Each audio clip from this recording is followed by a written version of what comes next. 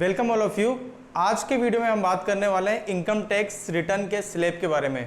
तो income tax return की date government ने बढ़ा दी है रिसेंटली, जो कि 31 दिसंबर तक आपको फाइल करना है यदि आप इंडिविजुअल हो।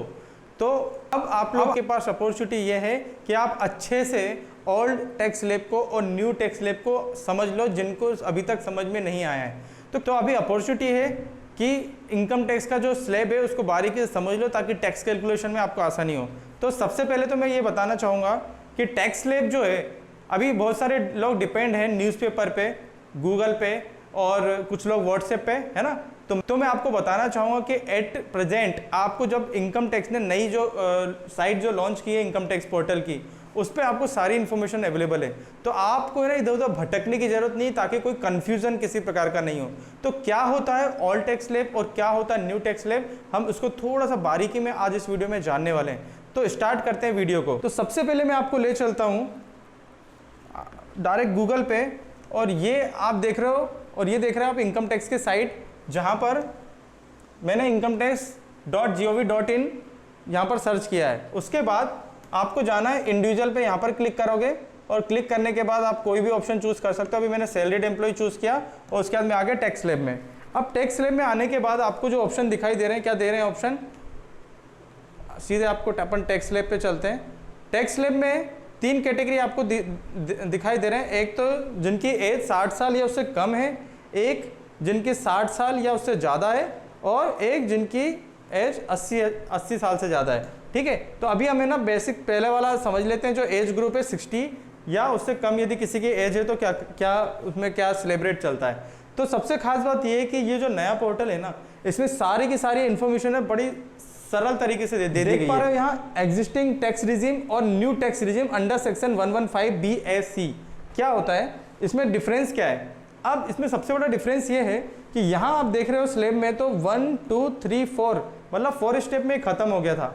यहाँ पर आप देख रहे हो कुछ स्टेप्स बढ़ा दिए न्यू वाले में, तो 1 2 3 4 5 6 7 स्टेप्स हो गई हैं। तो अब जिनको ऐसा लगता होगा, डर लगता होगा कि यार इसमें तो ज़्यादा स्टेप्स हैं, तो ये कठिन हो सकता है, लेकिन ऐसा नहीं है। इसमें फ़ायदे हैं। क्या फ़ायदे हैं कि इसमें क्या है कि यहाँ पर 2.5 लाख रुपए तक नील था, यहाँ पर भी 2.5 लाख रुपए तक नील है, कोई चेंजेस नहीं स्लैब में। लेकिन सेकंड स्लैब में क्या है, यहाँ पर क्या है 2.5 लाख 1 रुपए से लेकर के 5 लाख रुपए तक में 5% था। ठीक है, यहाँ पर भी उतना ही है, सेम है, कोई दिक्कत नहीं यहाँ तक भी। लेकिन यहाँ थर्ड स्टेप में क्या हो जाता है कि 5 लाख से 10 लाख के बीच में यहाँ पर कितना लग रहा है 20%, मतलब 12.5 यहाँ का लग गया 2.5 पे, प्लस 20% अबोव 5 लाख। लेकिन यहाँ पर क्या है, यहाँ क्या कर दिया कि 5 से जो 10 है उसको 2 अलग अलग स्टेप्स में बांट दिया। तो इसमें फ़ायदा क्या है, यहाँ पर डायरेक्ट 5 से 10 के बीच में इनकम है तो 20% आपका लगना था। यहाँ पर लेकिन क्या हो रहा है कि 5 से 7.5 में 10% लग रहा है, मतलब यहाँ पर 10% बच रहा है इसके मुताबिक। इसमें 7.5 से 10 लाख के बीच में 15% है, मतलब यहाँ पर भी आपका 5% बच रहा है इसके कंपैरिजन में। तो ये इसमें यहाँ पर बेनिफिट दिख रहा है हमको। अब आगे चलें तो यदि 10 लाख से ऊपर इनकम है तो इसमें सीधे 30% दे दिया, और यहाँ पर भी इसको क्या कर दिया अबोव 10 में 30%, लेकिन यहाँ पर 10 से 12.5 में क्या कर दिया 20% कर दिया, मतलब यहाँ पर भी आपको 10% का फायदा हो रहा है। और फिर 12.5 से 15 में भी देखो यहाँ पर आपको 5% का फायदा हो रहा है, और 15 लाख से ऊपर है तब आपको 30% लगना है। तो इसका मतलब यहाँ पर जो 2 स्लैब है लास्ट की, ये 5 से 10 और 10 से ऊपर वाली, इनको यहाँ ये बोल सकते हो कि 2-2 पार्ट में यहाँ पर बांट दिया। ठीक है, और उसमें आपको एक में 10% और एक में 5% का एडिशनल आपको टैक्स में फ़ायदा हो रहा है। बस इसमें कुछ बातें हैं जो ध्यान में रखनी होती हैं कि जो 87A का जो रिबेट होता है ना, कई लोग को ऐसा लगता है 5 लाख रुपए तक टैक्स नील है, ऐसा नहीं है। वो 2.5 लाख रुपए तक ये रिबेट है 12,500 रुपये का, लेकिन ये उनको ही मिलता है जिनके टैक्सेबल इनकम 5 लाख रुपए तक हो। उससे ऊपर यदि है तो वो रिबेट नहीं मिलता, और ये दोनों ही केस में आपको रिबेट मिलता है। तो इसमें कोई टेंशन वाली बात नहीं। बस इसके अंदर क्या होता है कि एग्जेम्पशन और डिडक्शंस का आपको बेनिफिट नहीं मिलता। कुछ एग्जेम्पशन डिडक्शन का इसमें बेनिफिट मिलता है, बट मैक्सिमम जो आप अधिकतर डिडक्शंस जो लेते हैं, जो एग्जेम्पशन लेते हैं, वो सारे बेनिफिट इसमें मिलते हैं, इसमें नहीं मिलते हैं। अब यदि आपको और इसमें डिटेल में समझना है, यदि 60 से ऊपर यदि कोई है, उसके लिए क्या क्राइटेरिया है, तो सब कुछ सेम है, कोई दिक्कत नहीं है, बस थोड़ा सा चेंज है। न्यू में बिल्कुल सेम है, ओल्ड में बस 3 लाख रुपए तक नहीं है, यहाँ पर 2.5 से 5 की जगह 3 से 5 हो गया, तो बड़ा आसान है। और यदि 80 एज के ऊपर की बात करूँगा मैं, तो यहाँ पर क्या कर दिया है कि यहाँ 5 लाख तक नील है, 5 से 10 में वही 20 और 10 के अबाउट 30, तो सेम की सेम है। बट न्यू में यहाँ पर भी बिल्कुल सेम है, इसमें कोई भी चेंजेस नहीं है। तो ये कुछ बारीकीज हैं जो आपको ध्यान में रखना है। तो इसके आगे हम बात करते हैं, जो मैं रिबेट के बारे में बता रहा था उसकी भी इन्फॉर्मेशन इसके नीचे दी गई है, तो ये भी जाकर के देख सकते हो कि the rate of surcharge and health education cess are same under both tax. मतलब दोनों टैक्स के अंदर जाओगे तो आपको जो भी education cess, health education cess और सरचार्ज है बिल्कुल सेम लगने वाला है। उसके अलावा 87A का जो रिबेट है वो 5 लाख रुपए से यदि किसी की ज़्यादा इनकम है तो उसको नहीं मिलती है टैक्सेबल इनकम, उससे कम है उसी को मिलेगा। कितने का मिलेगा? 12,500 रुपये का। ठीक है, मतलब rebate of the 100% of income tax, जो भी इनकम टैक्स आएगा, और 12,500 जो था विच एवर जो भी कम होगा वो मिलेगा। This rebate is available in both tax regime, मतलब न्यू में भी मिलेगा और ओल्ड में भी मिलेगा। ये मैं आपको बता चुका था। तो मैं इसको बड़े सिंपल वे में समझाने की कोशिश करूं आपको तो 2 मिनट लगेगा। बिल्कुल ध्यान से आपको मैं लिख करके बताऊंगा तो आपको बहुत जल्दी समझ में आने वाला है। देखो फिर से बता रहा हूं मैं कि आपको जो रिबेट मिलता है वो किस तरह से मिलता है, आपको ध्यान रखना।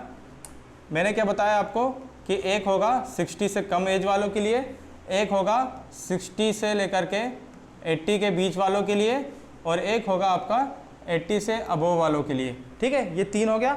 अभी इसमें सिंपल सी बात बता रहा हूँ, ओल्ड मतलब न्यू टैक्स रिजिम तो तीनों में सेम चलते हैं, मैंने बता दिया। ओल्ड में मैंने आपको जो सेलिब्रेट है वो बता रहा हूँ, 60 से अधिक कम एज है किसी की तो अप टू 2.5 लाख तक नील है। उसके बाद 2.5 से लेकर के 5 तक कितनी है? 5% है। उसके बाद 5 लाख से लेकर के 10 लाख तक 20% है, और अबोव 10 लाख कितना है? 30% है। करेक्ट, ये समझ में आ गया। यदि किसी की 60 से 80 के बीच में तो यहीं पर ये पहले वाले में क्या हो जाएगा? 0 से 3 लाख हो जाएगा। ठीक है, और यदि 80 से ऊपर है तो ये हो जाएगा 0 से लेकर के 5 लाख रुपए तक। बस ये डिफरेंस है, बाकी न्यू में पूरा सेम है। तो न्यू का समझ लेते हैं क्या किस तरह से करना है। ठीक है, तो न्यू टैक्स रिजिम की बात करें तो न्यू में क्या हो जाएगा? 0 से लेकर के 2.5 लाख रुपए तक नील, जो ओल्ड में चल रहा था एज इट इज सेम रहेगा जो ओल्ड में चल रहा था। उसके बाद 2.5 लाख रुपए से लेकर के 5 लाख रुपए तक कितना था? 5% था। ये भी एज इट इज सेम रहेगा। बिल्कुल ठीक है, बिल्कुल सही है। अब जो तीसरा जो था यहाँ से इसको इसमें चेंज था, तो इसमें क्या 2 पार्ट में बांटा है। कैसे हम इसको समझ लेते हैं, आसानी होगी आप लोग को समझने के लिए। तो यहाँ पर क्या कर दिया, 5 से लेकर के जो 10 लाख रुपए था उसको क्या कर दिया, इसको 2 यहाँ पर मैं ऐसे कर लेता हूँ। तो 5 से 7.5 और 7.5 से 10। तो यहाँ पर क्या हो गया, दोनों में ना इसमें कुछ फ़ायदा हो गया। यहाँ पर 20% उसमें डायरेक्ट लग जाता था, यहाँ पर क्या हो गया, यहाँ पर 10% हो गया, और यहाँ पर 15% हो गया। तो यहाँ पर 10% बच गया, यहाँ पर 5% बच गया। ऐसे ही उसके बाद वाली स्टेप्स की बात करें तो यहाँ अबोव 10 लाख रुपये 10 लाख से ऊपर सीधे 20% लगता था, लेकिन यहाँ से पर क्या कर दिया, 10 से 12.5 और 12.5 से 15 ये कर दिया। तो इसमें क्या हो गया, यहाँ पर 20% और यहाँ पर हो गया 25%।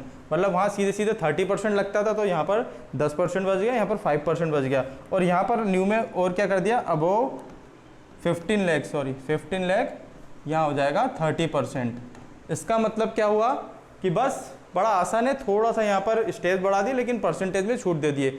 बस आपको इतना ध्यान रखना है इसके अंदर कि इसमें एग्जेम्पशन और डिडक्शन का बेनिफिट नहीं मिलता। कुछ एग्जेम्पशन डिडक्शन जिसका बेनिफिट आपको इसमें मिलता है उसके बारे में भी मैं आपको बता देता हूं ताकि आसानी होगी आपको। हम वापस चलते हैं इनकम टैक्स की साइड पे जहां से आपको समझने में आसानी होगी। इसको हम जैसे स्क्रॉल करेंगे तो जैसे यहाँ पर दिया हुआ है कि investment payment income on which I can get tax benefit. अब टैक्स बेनिफिट के लिए ये मैं किसी अगले चैप्टर में बताऊंगा, हाउस प्रॉपर्टी के बारे में किसी अगले वीडियो में। बट मैं आपको ये बताना चाहता हूँ, यहाँ देखो साफ साफ लिखा हुआ है कि ये जो 24B जो सेक्शन है इसमें क्या है कि 2 लाख रुपए का बेनिफिट आपको इंटरेस्ट का मिलता है, लेकिन this deduction is not available for person opting for new tax regime. इसका मतलब क्या हुआ, यहीं से क्लियर हो गया। ये 24B वाला जो आपको इंटरेस्ट का जो बेनिफिट मिलता है, जो 2 लाख रुपए तक अप टू 2 लाख रुपए तक हाउस प्रॉपर्टी परचेस करने के जो लोन से परचेस करते हैं उसमें इंटरेस्ट का जो बेनिफिट मिलता है, उसका बेनिफिट आपको इसमें नहीं मिलने वाला न्यू टैक्स रिजिम के अंदर। तो इस तरह ही आपको एक थोड़ा सा डिफरेंस समझना पड़ता है। ओल्ड में आपको एग्जेम्पशन डिडक्शन के बेनिफिट मिलते हैं, न्यू में आपको नहीं मिलते हैं। तो मिलते हैं अगले वीडियो में। उम्मीद करता हूँ ये वीडियो आपको पसंद आया होगा। यदि पसंद आया हो तो लाइक जरूर करना, सब्सक्राइब जरूर करना और शेयर करना बिल्कुल मत भूलना। मिलते हैं अगले वीडियो में, तब तक के लिए good bye, thank you so much.